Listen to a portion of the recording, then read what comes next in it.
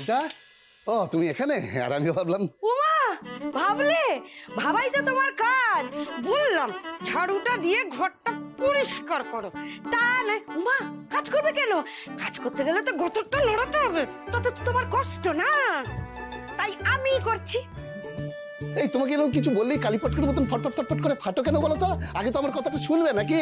তোমার কথা বলছি শোনো না, মেয়ে তো আমাদের পরীক্ষায় ভালো রেজাল্ট করলো, তা এরপর কি? এই, বলার হলে পুরো কথাটা বলবে, না হলে বলবে না। আরে আমি বলছি এরপর কি শুভ ওর পড়াশোনার খরচ চালাতে পারবে? তাহলে তো ওকে অনেকটা পরিশ্রম করতে হবে না? হ্যাঁ গো, দুটো ছেলে মেয়েই তো পরিশ্রম করছে, একজন পড়াশোনা করছে আর একজন রোজগার করছে। তুমি এত ভাবছো কেন বলো তো? এই দেখো কি বলতে এলাম, কিছু বুঝলোই না। হ্যাঁ, বলছি মেয়ের এখন লেখাপড়ার খরচ চালাতে গেলে অনেক টাকার দরকার।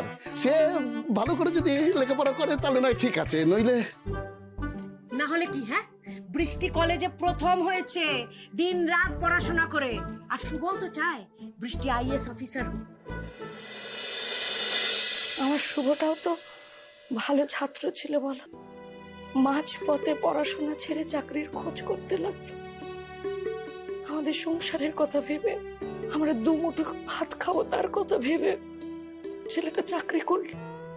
জানো তো, শুভ নিজের সব ইচ্ছে বৃষ্টিকে দিয়ে পূরণ করবে। বৃষ্টি পড়াশোনা করবে আর শুভ সব ইচ্ছে পূরণ করবে। মিলিয়ে নিও আমার কথাটা, তুমি চিন্তা করো না। এটা ধরো, ঝাড়ুটা ধরো, এগুলো সব পরিষ্কার করবে, আমি কাপড়গুলো কেচে নিয়ে আসছি। আরে গতরটা নাড়াও। ও, এক কথা বলতে এলাম আর এক কথা শুনিয়ে দিয়ে চলে গেল।